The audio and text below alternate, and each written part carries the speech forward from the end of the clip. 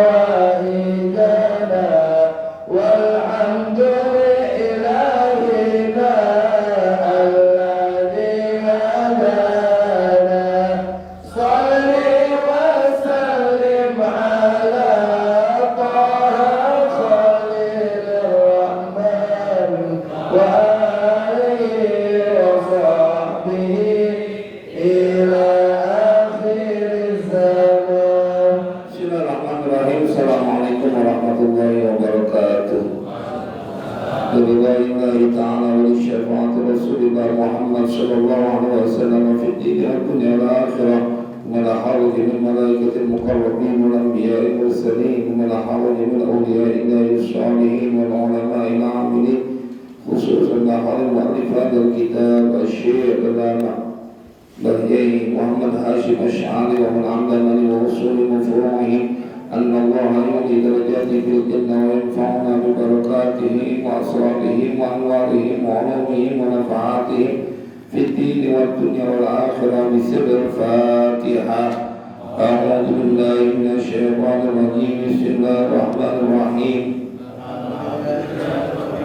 Ar-Rahmanir Rahim. Maliki yaumiddin. إياك نعبد وإياك نستعين اهدنا الصراط المستقيم صراط الذين أنعمت عليهم غير المغضوب عليهم ولا الضالين.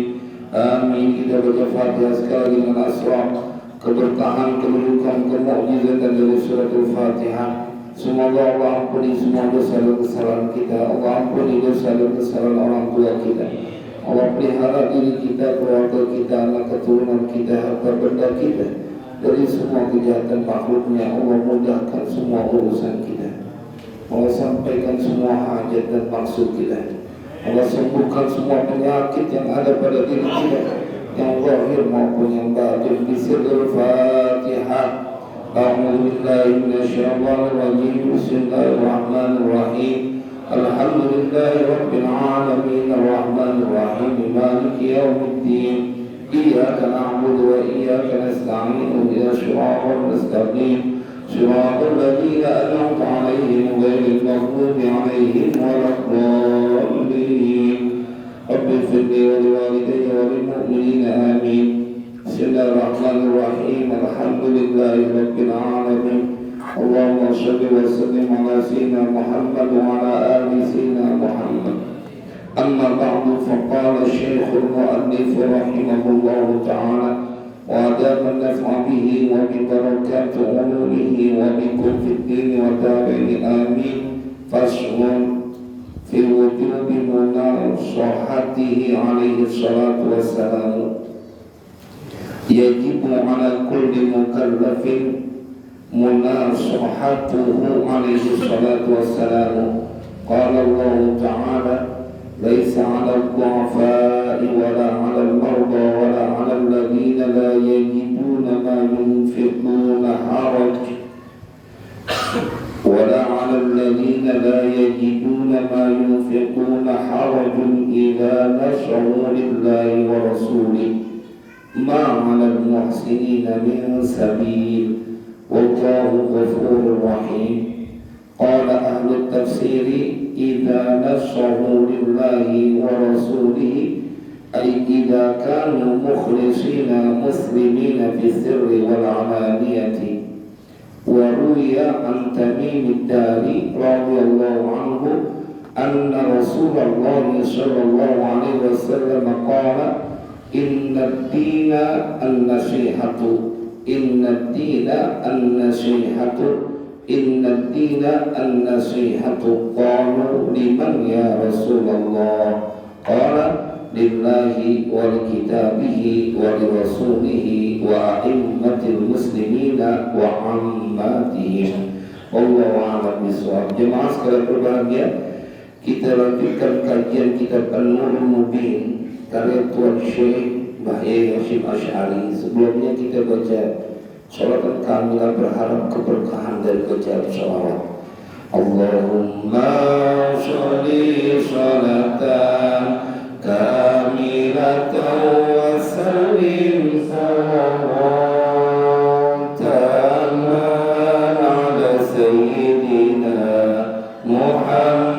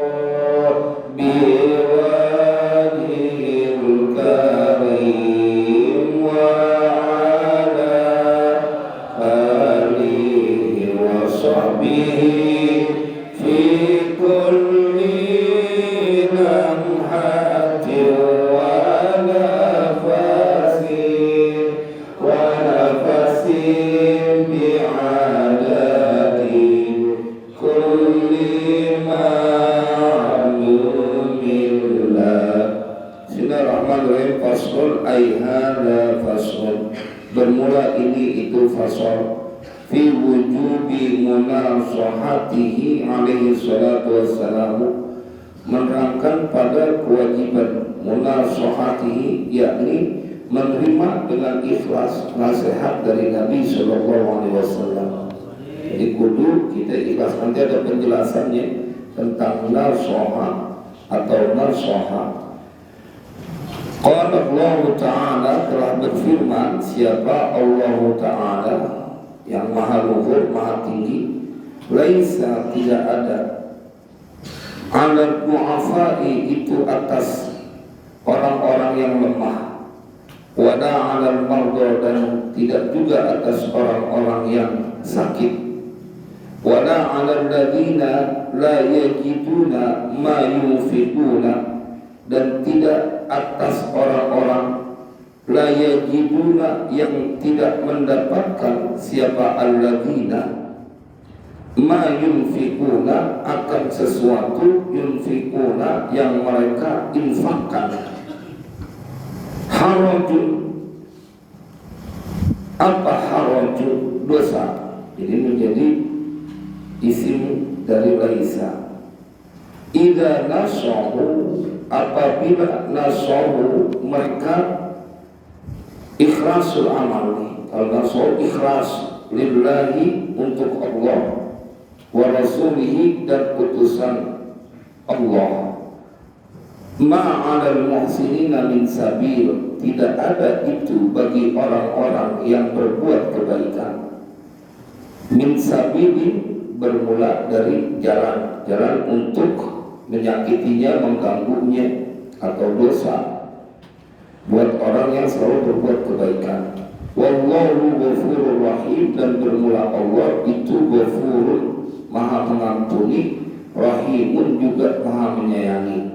Nah, ini ada penjelasannya. Qala ahli tafsiri, telah berkata siapa ahli tafsir, idza nasahu lillahi wa rasulihi, kata kalimat idza nasahu lillahi wa rasulihi pada ayat yang tadi kita baca, laisa 'alal du'afa'i wa la 'alal marda wa la 'alal ladzina la yajiduna ma yunfiquna harajun idza nasahu lillahi wa rasulihi.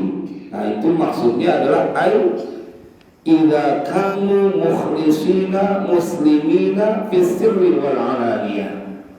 Yang dimaksud dengan idza nasahu lillah menurut ahli tafsir, artinya idza kanu, apabila adalah mereka, yakni orang-orang yang du'afa, terus wala orang yang sakit, alal marda, dan orang yang tidak mendapati sesuatu yang akan diinfakkan. Pakai itu aja kali ini, putus-putus nih.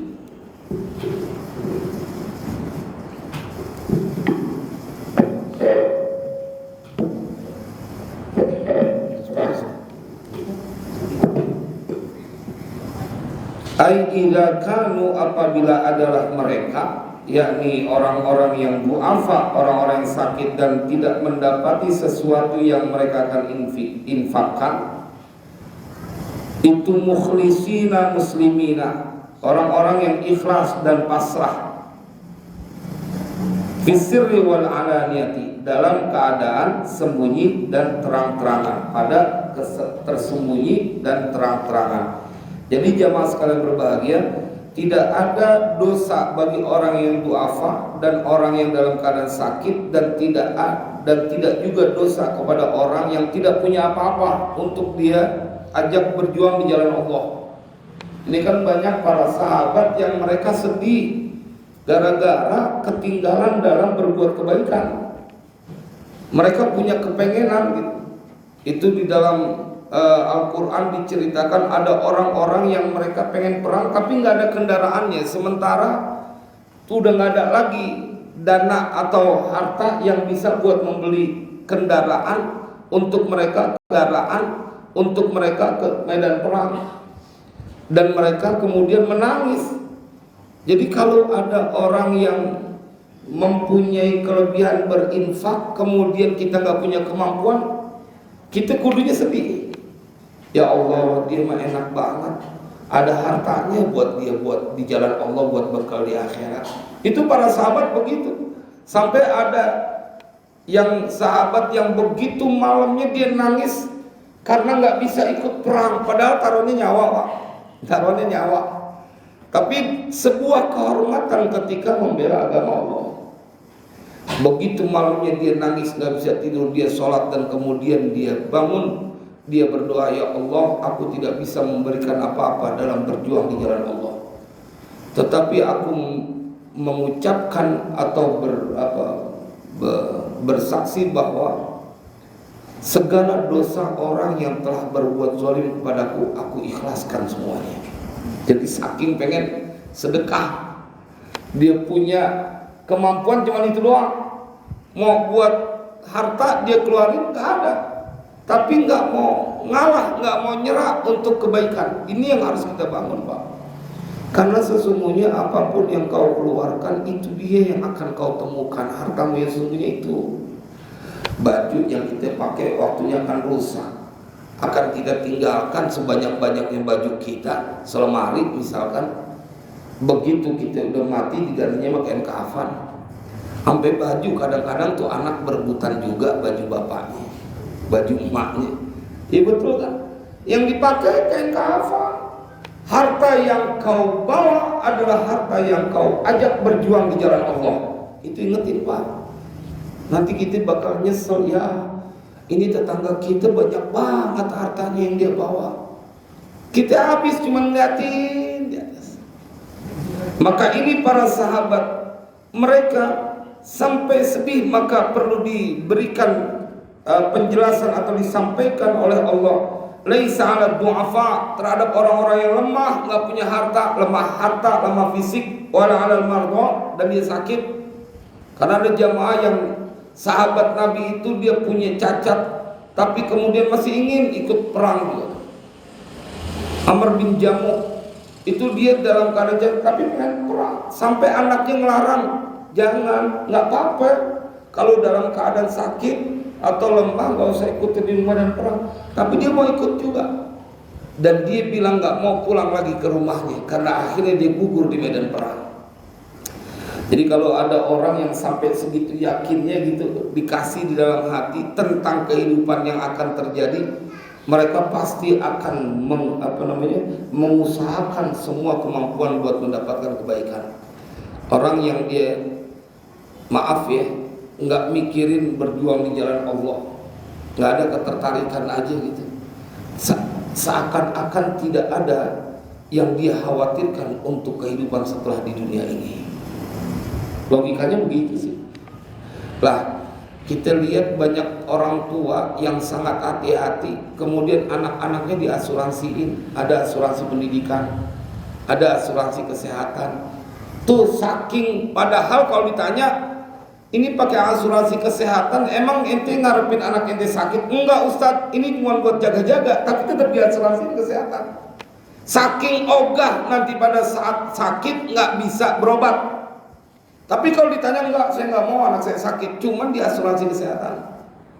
Jaga-jaga jangan sampai sakit kemudian nggak ada dananya. Bagaimana mungkin kemudian dirimu tidak diasuransikan di jalan Allah? Setiap hari ini tolak balak sedekah. Ada orang yang mereka tidak mau melewatkan kecuali setiap hari ada kebahagiaan yang dia berikan kepada orang lain. Harus kayak gitu, Pak. Karena kita kudu mikirin apa yang akan terjadi pada diri kita kelak. Kalau kita nggak mikirin, siapa lagi, Pak? Kalau dibikinin haul, kalau nggak dibikinin haul, cilaka gitu. Cilaka. Kalau dibikinin haul enak, kita enak, aman gitu. Iya, kalau bikinin kadang-kadang ada aja itu yang menghambat seseorang untuk berbuat kebaikan buat orang tuanya. Maaf ya, kadang-kadang ada dari tetangga, dari istrinya atau dari suaminya. Udah yang namanya orang meninggal kita bacain Fatihah aja. Ya benar juga sampai. Tapi kan kemudian ada sedekah juga yang diberikan, diniatkan buat orang yang meninggal dunia.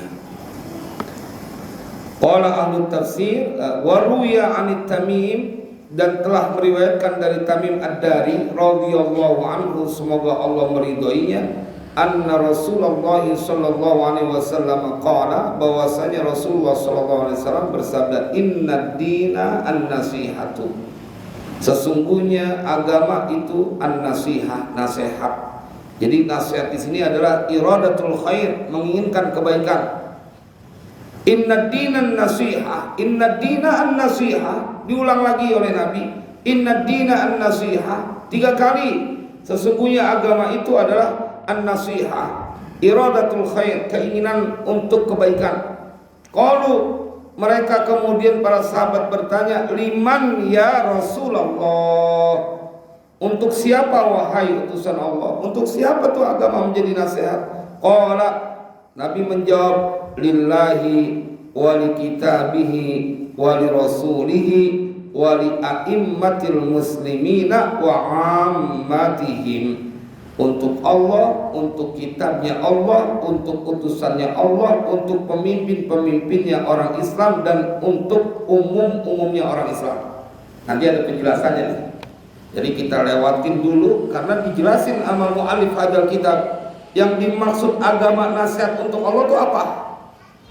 Yang dimaksud dengan agama itu nasihat untuk kitabnya Allah itu apa? Nanti di bagian bawah ini akan diceritakan, disampaikan oleh Mbah Yai Hashim Asy'ari.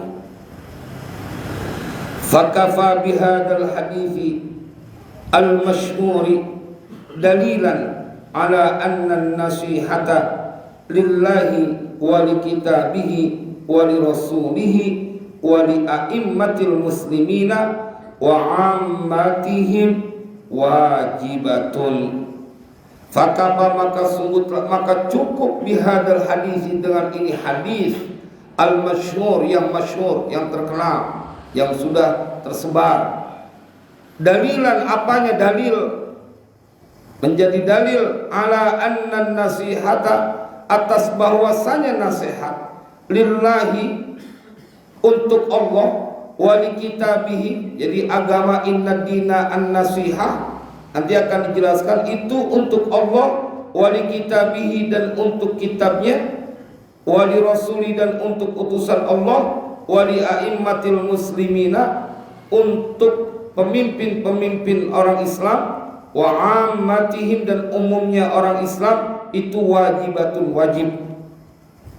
Wan nasihatu, dan bermula nasihat, kama qala Abu Sulaiman al-Busti, sebagaimana telah berpendapat, berkata siapa Abu Sulaiman al-Busti, kalimatun, itu kalimat yang bermula nasihat, itu kalimat yu'abbaru biha, yu'abbaru, yang diibaratkan apa itu nasihat ya, itu nasihat, biha, dengan kalimat, an jumlatin iradatil khairi. Nah di dia nih, dari jumlah sekumpulan iradatil khairi, keinginan kebaikan, lil mansuhi, untuk yang dinasihati, lahu, baginya, itu yang orang yang dinasihati. Jadi kata Abu Sulaiman Al-Busti bahwa kalimat itu adalah sesuatu yang diibaratkan dengan kalimat yang diibaratkan dengannya, yaitu kalimat an jumlatin, dari beberapa jumlah iradatil khairi, keinginan yang baik untuk yang dinasihatin. Walaysa yumkinu, dan tidak ada kelakuan itu yumkinu, mungkin apa, an yu'abbaru anha, bahwa diibaratkan anha dari kalimat, dari nasihat, bi kalimatin wahidatin, dengan satu kalimat saja, tahsuruha, yang meringkasnya itu nasihat, wa maknaha, dan artinya itu nasihat fil lughati, dalam bahasa al-ikhlasu, ikhlas. Wa maknaha, jadi artinya nasihat itu artinya ikhlas. Di dalam kajian ini adalah ikhlas menerima dari masing-masing, nanti yang akan dijelaskan. Min qaulihim, dari ucapan mereka, nasohtul asala. Nih artinya nasoha itu ikhlas, dari kalimat ucapan orang Arab, nasohtul asala, kami telah membersihkan al-asal. Jadi ikhlas itu bersih dari segala sesuatu, kan dia jernih. Kami telah membersihkan, menjernihkan al-asal, madu. Idza khalastuhu min syam'ihi, apabila kami telah membersihkan asal, min syam'ihi, dari lilinnya. Kalau kata kita sarangnya kali itu udah bersih, diperas, nah itu baru namanya dia sudah mengucapkan nasohtul asal. Kalau dia ngomong madu yang diperas udah tinggal madunya doang, yang lilinnya, yang sarangnya itu udah dipisahin, itu namanya mereka kalau ngomong nasohtul asal, ucapkan nasohtul asal. Kalau dia ngomong madu yang diperas udah tinggal madunya doang, yang lilinnya, yang sarangnya itu udah dipisahin, itu namanya itu untuk Allah, yakni adalah sihatul i'tiqadi lahu, sehatnya, benarnya i'tiqad untuk Allah, bil wahdaniyati, dengan sifat esaknya Allah, wa wasfuhu bima huwa ahluhu, dan sifatnya Allah dengan sesuatu huwa, yang bermula dia itu ahluhu, jadi Allah yang berhak mempunyai sifat itu. Kayak seperti mutakabbir, itu Allah yang punya sifat sombong, manusia nggak pantas punya sifat sombong. Kenapa? Karena Allah yang menguasai segalanya, Allah yang punya segalanya, pantas sombong. Tapi kalau manusia sombong nggak pantas. Kenapa? Hartanya dia mau sombongin, hartanya titipan dari Allah. Kecantikan, kegagahan yang dia mau sombongin, itu pun adalah ciptaan Allah. Tapi kalau Allah boleh sombong karena memang dia maha segalanya. Wa tanzihuhu, dan pensuciannya Allah, amma la yajuzu alaihi, dari perkara yang tidak boleh atasnya. Jadi sifat-sifat yang mustahil ada pada diri Allah. Allah baqa, nggak mungkin fana. Laisa kamitslihi syai'un, tidak ada yang serupa dengan Allah. Nah, itu mensucikan Allah dari sifat-sifat yang tidak boleh atasnya. Wala yaliqu bihi, dan tidak layak apa sesuatu ma bihi, dengan Allah. Warraghbatu fi muhabbihi, dan senang pada yang dicintai oleh Allah. Wal bu'du min musakhatihi, dan menjauh dari yang apa-apa yang Allah benci. Jadi itu yang disebut nasihat. Ketika ditanya liman ya Rasulullah, lillahi, maksudnya adalah engkau mensucikan i'tiqadmu, mensohikan, mensehatkan i'tiqadmu dengan wahdaniyah. Jadi kalau udah bilang bahwa qul huwallahu ahad, maka engkau harus menjadi orang yang hanya meminta kepada Allah. Kan banyak orang, Pak, yang secara tidak terasa tergeser ketauhidannya dan lebih mendewakan manusia. Banyak betul tuh orang-orang yang mereka menggantungkan hidupnya kepada manusia. Dia lupa bahwa Allah yang mengatur segalanya. Lebih taat, buktinya dari mana? Dia lebih taat dengan aturan manusia dibanding dengan aturan dari Allah. Dia lebih taat dengan aturan pimpinannya daripada aturan dari Allah. Kita lihat dah saudara-saudara kita yang mereka sekarang disebut sebagai orang-orang yang mempunyai keinginan buat jadi anggota legislatif. Oh, mereka turut betul dengan aturan partai, Pak. Kenapa kemudian mereka bisa melakukan itu? Karena mereka punya keinginan yang kalau nggak diturutin, dia nggak ngerjain aturan itu, maka keinginannya nggak terwujud. Keren, Pak, kita perlu belajar. Sama kepada saudara-saudara kita di TNI. Wah, luar biasa mereka disiplinnya. Satu komando. Kalau misalnya udah perintah dari atasan, jangan bertanya untuk apa. Bila udah perintah dari komandan, lakukan. Wah, kita perlu belajar kepada mereka. Apa namanya? Laksanakan, siap laksanakan. Instruksi, bukan lagi pilihan. Tapi kenapa kemudian giliran kepada Allah engkau tidak bisa melakukan itu? Saya pernah sampaikan ini waktu ceramah di TV One. Saya bilang, hebat, saudara-saudara kita yang polisi itu orang-orang yang disiplin. TNI itu orang-orang hebat yang perlu kita belajar kepada mereka tentang taatnya kepada pimpinan. Dia mah nggak peduli, Pak, kalau udah perintah harus dia laksanakan. Lebih baik pulang tinggal nama daripada gagal dalam tugas. Itu kan sebuah semangat yang perlu kita tiru. Kalau kepada manusia pimpinannya bisa kayak begitu, kita kudu belajar, apalagi Allah yang memberikan kita segalanya. Itu kan yang kadang-kadang kita nggak fair nih Bang Ustadz Mahfud, beliau punya anak buah misalnya, atau siapapun yang punya anak buah, itu nyuruh apaan juga dikerjain tuh, dikerjain biar kata jam berapa juga, pakai lembur ntar gua tambahin, begitu kan ya, apalagi tambahin, biar padahal udah lelah banget Pak, itu karena diupain, ada bayarannya. Kenapa saat engkau meminta kepada Allah dan berinteraksi kepada Allah, kau tidak bisa melakukan ketaatan seperti ketaatan yang kau lakukan pada manusia? Zalim. Saya suka mengingatkan diri saya, giliran diundang sama orang-orang yang punya kedudukan, dia baik gitu, kita langsung datang. Tapi diundang sama Allah pakai nunda-nunda. Allahumma fir lana dzunubana. Semoga Allah ampuni dosa-dosa kita. Nggak adil kita kadang-kadang, nggak fair. Apalagi ibu-ibu yang udah teruji, nggak ada capeknya melayani suami demi menyenangkan suami. Kenapa Ustaz? Mereka kepala rumah tangga. Ustaz, ridhonya mereka itu menentukan kami mendapatkan surga. Keren. Lalu bagaimana dengan Allah langsung yang punya surganya? Jadi kalau kita lagi mikir ke situ tuh kita komparasi, masa sama makhluk kita bisa berkorban buat sang Khalik, kita tidak bisa berkorban. Padahal semuanya Allah yang kasih. Wan nasihatu li kitabihi, dan bermula nasihat untuk kitabnya. Maksudnya adalah al-imanu, itu iman bihi, kepada kitab.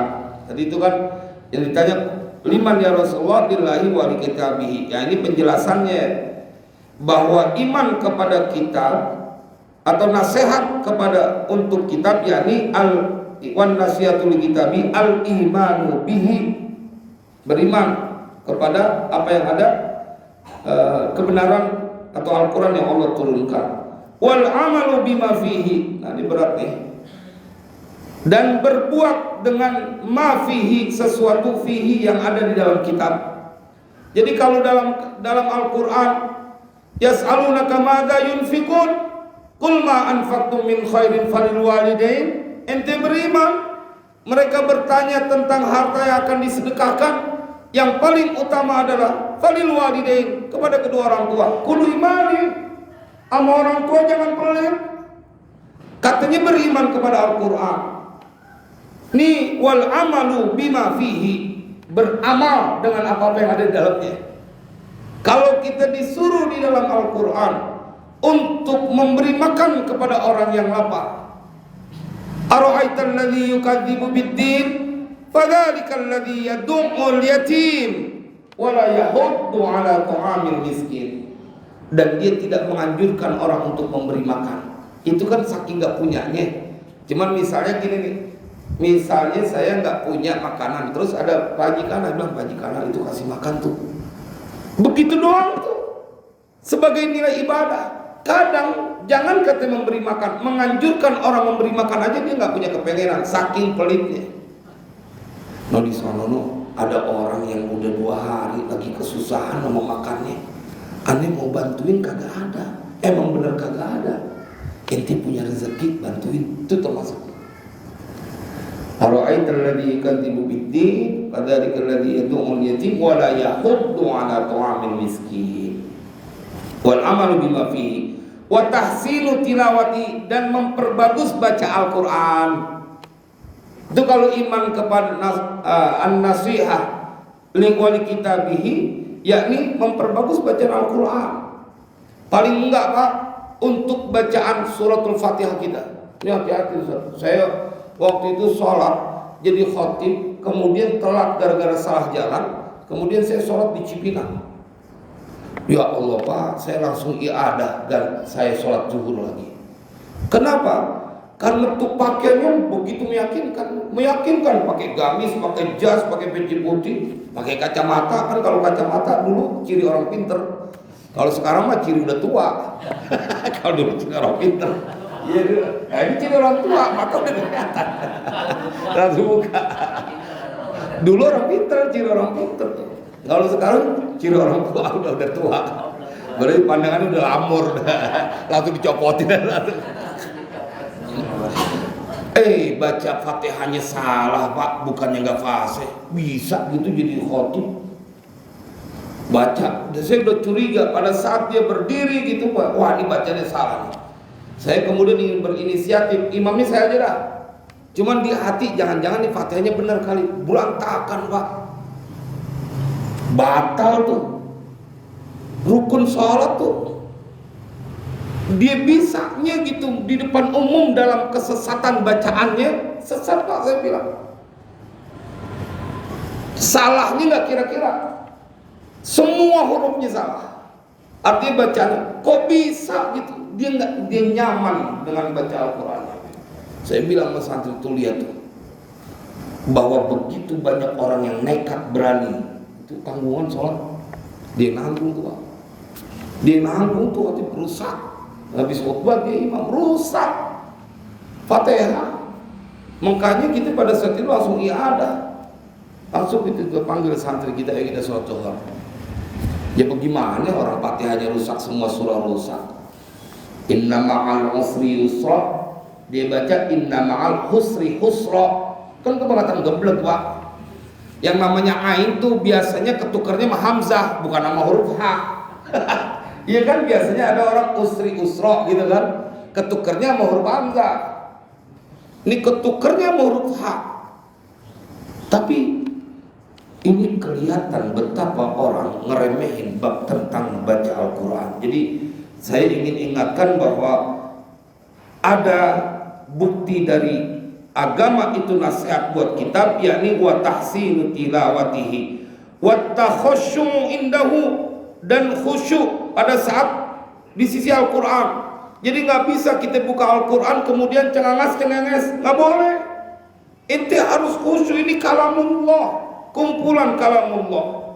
Wa ta'azzumu lahu, dan mengagungkan kepada Al-Quran. Jadi kalau orang tua kita dulu kalau habis baca Al-Quran tuh Al-Quran dikecup. Ini orang Wahabi nggak kena yang begini, nggak ada contohnya. Kita mengagungkan Al-Quran, ditaruh. Makanya kalau ada orang baca Al-Quran, maaf ya, baca Al-Quran kemudian melebetnya gitu pakai lidah diginiin, itu sombong tuh. Muka lu coba diolesin ludah, mau apa kagak? Ya sakit gitu. Ya kan ini contoh doang, contoh. Gua ke pasar lagi nyolekin ke muka juga. Jadi harus diagungkan. Tidak boleh ada benda yang ada di atas Al-Quran. Oh saya ingat banget dipesan sama guru saya dulu. Marah betul kalau ada Al-Quran. Kemudian ada kacamata, ada pulpen gitu, ada apa gitu. Nggak boleh, harus Al-Quran yang paling atas. Nggak boleh dia ditaruh di bawah. Itu ada seorang wali yang karena dia megang Al-Quran dengan tanpa wudhu, satu waktu dia kemudian menanggung dituduh karena dia mencuri, dia diam aja nggak belain. Dia begitu harus dipotong tangan, dia terima dipotong tangannya. Begitu hakim nanya siapa engkau disebut, wah kaget hakim, wali besar. Kenapa kau tidak memberitahu namamu? Biarkan tangan ini dipotong terlepas dari tubuhku, karena dia pernah menyentuh Al-Quran tanpa berwudu. Jadi sampai malunya dia punya tangan pernah nyentuh Al-Quran tanpa wudu. Itu kalau di Mekah Pak, yang pernah haji, pernah umroh, Al-Quran disejajarin sama kaki tuh. Enak aja gitu, Al-Quran ditaruh di bawah. Banyak banget, dan itu sekarang sampai kemarin tuh orang-orang itu ngajarin Al-Quran ditaruh di bawah, sejajar amat telapak kakinya. Nah ini salah satu yang dimaksud dengan an-nasihah wa li kitabihi, yakni at-ta'allumu lahu wa tafahhumu ma'nahu, dan memahami maknanya, wa tafaqquhu fihi, dan memperdalam isi daripada Al-Quran. Jadi tafsirnya. Jadi dia harus paham dengan artinya. Makanya kalau salafun saleh itu kalau baca Al-Quran, mereka pada saat ayat azab kemudian berhenti berdoa. Sama Pak, ketika kita baca misalnya surat Al-Qari'ah, itu kalau kita di pesantren Al-Quran, itu kita pasti ditutup ada dengan doa. Al-Qari'ah Al-Qari'ah wa Al-Qari'ah yauma yakun nasu kal farashil mabthus wa takunul jibalu kal ihnil manfush fa amma man thaqulat mawazinuhu fa huwa fi 'ishatin radiyah wa amma man khaffat mawazinuhu fa ummuhu hawiyah wa ma adraka ma hiya narun hamiyah. Kita mampu jawab nas'alukal afiyah. Sama ketika kita baca rakaat kedua kalau sholat Jumat itu dianjurkan, sunnahnya kan baca surat Al-Ghasyiyah. Apa terakhir itu terakhir apa? Al-Ghasyiyah. Imam Jumat. Iya, halatak hadits Al-Ghasyiyah. Kalau nyari ujungnya nggak ketemu. Kalau kita baca dari awal kepanjangan. Innama anta mudzakir lasta 'alaihim musaytirin illa man tawalla wa kafar fayu'adzibuhullahu al-'adzabal akbar inna ilaina iyabahum thumma inna 'alaina hisabahum. Kita dianjurin baca tuh Rabbi hasibni hisaban yasira. Ya Allah, berikan keringanan pada hisabku.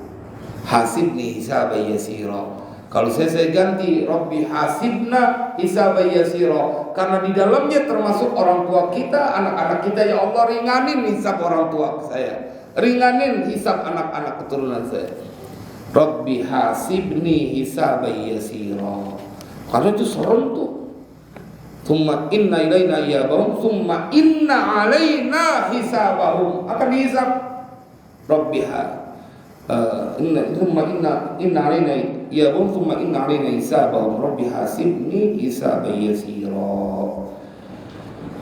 Wal rabbu anhu, dan membela Al-Quran. Nah, itu pada saat kita turun bela Al-Quran, min ta'wilil ghalin, dari takwil al-ghalin, yakni orang-orang, kalau dalam kamusnya mutasyaddidin, orang-orang keras. Jadi takwilnya sembarangan. Wa ta'nil mulhidin, dan cacatnya orang-orang yang melenceng. Jadi dia salah menafsirkan dari sembarangan aja. Bisa ya? Hah? Boleh? Hah? Dikit lagi, kita habisin aja dikit ya. Wan nasihatu li rasulihi, dan bermula nasihat untuk rasulnya. Maksudnya nih penjelasan dari Mbah Yai Hasyim Asy'ari, yang disebut agama nasihat untuk rasul, yakni at-tasdiqu bi nubuwwatihi, membenarkan dengan kenabiannya nabi, wa badlu ta'ati lahu, dan mengerahkan kemampuan untuk taat lahu kepadanya, fima amara bihi, pada sesuatu amara yang telah memerintahkan siapa nabi, bihi dengan ma, au yanha anhu, atau mencegah darinya, wa nusratuhu, dan menjaga menolong Nabi, menolongnya. Jadi menolong Nabi. Wa himayatuhu, dan menjaga Nabi, melindungi Nabi. Hayyan wa maitan. Nabi pada saat hidup ataupun Nabi sudah meninggal dunia. Jadi jangan macam-macam ada orang yang menghina Nabi. Buktinya engkau cinta kepada Rasulullah, walaupun Nabi sudah nggak ada yang menghina Nabi, kita kudu paling depan. Ini dia yang kita sedang pelajari. Makanya nggak benar kalau kita membiarkan ada orang yang menghina Nabi, kemudian kita mengaku cinta, kita diam aja, nggak boleh, Pak. Kita bapak kita dihina aja kita marah. Lu ngomong apaan? Bapak gue nih. Gitu kita bisa narik golok dari sarungnya tuh. Gara-gara bapak kita dihina, apalagi Nabi SAW. Makanya sampai saat ini, Pak, di antara alasan saya nggak minum itu Aqua dan Fit, karena dia pernah menghina baginda Rasulullah. Karena itu produk dari orang Yahudi. Tambah-tambah lagi sekarang Palestina di Israel jahatnya kayak gitu. Jangan, Pak, minum yang lain aja lah. Enggak, saya nggak sebut merek air saya, enggak. Di masa pokoknya ada semenjak itu tuh bikin karikatur tuh. Itu sejak ada udah 3 tahun 4 tahun. Dan beberapa kali saya diuji. Ceramah itu nggak ada air kecuali air itu. Nggak minum. Kita cari jeruk yang ada airnya. Nggak tahu jeruk asam, kita mau minum kita. Nah, mules. Wa takhalluqu bi akhlaqihil karimati, dan berakhlak dengan akhlaknya Nabi yang mulia. Wa adabihil jamilah, dan adabnya akhlaknya Nabi al-jamilah yang indah. Wa amman nushu, dan adapun nasihat li a'immatil muslimina, untuk pemimpin-pemimpin orang Islam, fata'atuhum, maka mentaati mereka fil haqqi, pada kebenaran. Jadi itu adalah kita kudu taat kepada pemimpin muslim pada kebenaran. Kalau ngawur sih nggak boleh, Pak. Kalau salah nggak boleh. Wa ma'unatum fi, dan menolong mereka fil haq, fihi yani fil haq, pada kebenaran. Kalau nggak dalam kebenaran, jangan ditolongin. Biar kata dia pemimpin muslim, tapi kemudian tidak berbuat yang hak. Wa ma'unatim fihi wa amma nusuli amal fata'atu wa amruhum bihi, dan berurusan mereka dengan hak, ya, dengan hak, dan urusan mereka yang hak, gitu ya. Fata'atuhum fil haqqi wa ma'unatuhum fihi wa amruhum bihi wa tadhkiruhum iyyahu, dan memperingati mereka iyyahu, kepadanya, ala ahsani wajhin, atas bagusnya bentuk. Jadi kalau kepada pemimpin negornya kudu pakai tata cara. Kalau dalam kitab Ihya tuh, kalau menegur kepada yang perbuatan mungkar, ada 4 cara. 2 buat pemimpin, 4 buat orang umum. Kalau ke pemimpin dikasih unjuk, nih dikenalin dulu ini yang benar. Kemudian mereka diajarkan ini loh melakukan yang benar. Kalau buat orang yang lain, dia boleh kemudian ditegur dengan bahasa yang keras. Dan yang keempat, langsung diberikan hukuman kalau dia nggak melakukan. Tapi kalau pemimpin jangan begitu, kecuali ente punya nyali banyak. Itu kata Imam Ghazali, kecuali kayak para sahabat. Itu namanya Abu Muslim Al-Khawlani, Muawiyah bin Abi Sufyan ditegur langsung, Muawiyah, bagi ini harta. Ini bukan dari bapak ente, ini bukan dari emak ente, ini adalah harta hak buat orang Islam. Bagiin. Muawiyah kemudian turun merah mukanya, dia keluar, dia mandi ternyata. Dia balik lagi, dia bilang bahwa apa yang dikatakan Abu Muslim Al-Khawlani telah membuat aku marah. Aku ingat pesan Nabi pada saat marah itu adalah setan dari api, maka aku harus mandi dan berwudu. Jadi mandi itu dan berwudu itu buat meredam marah. Karena marah itu identik dengan api. Dan benar apa yang dikatakannya. Kemudian aku membagikannya. Dibagikan oh ya. Kalau dia betul loh. Berani, beresiko. Sufyan Tsauri juga begitu. Sampai matinya dia menjadi buronan.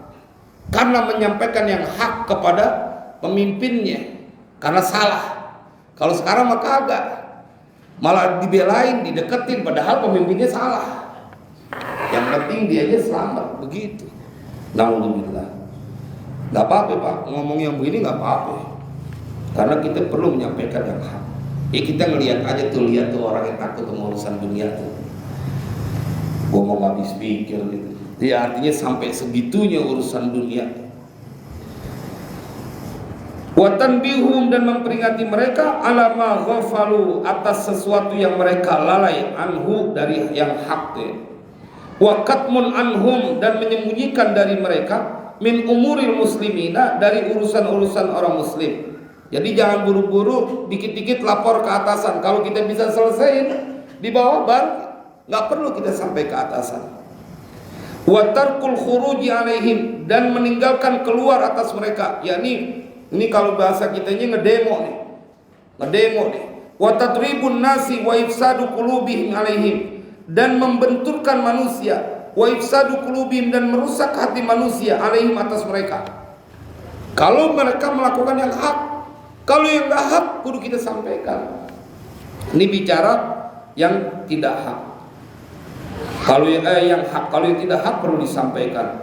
Wan nusu li amatil muslimin, dan nasihat buat umumnya orang-orang Islam, irsyaduhum ila masalihim, menunjuki mereka kepada kebaikan, hal-hal yang baik buat mereka. Jadi kepada orang lain tuh kita tunjukkan kebaikan. Wa ma'unatuhum fi amri dinihim, dan menolong mereka pada urusan agama mereka. Wa dunyahum, dan dunia mereka, bil qauli, dengan ucapan, wal fi'li, dan perbuatan.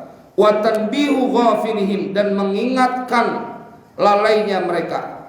Wa tafsiru jahilihim, dan memberikan pandangan akan kebodohan mereka. Wa rafdu muhtajihim, dan memberikan bantuan kepada kebutuhan mereka.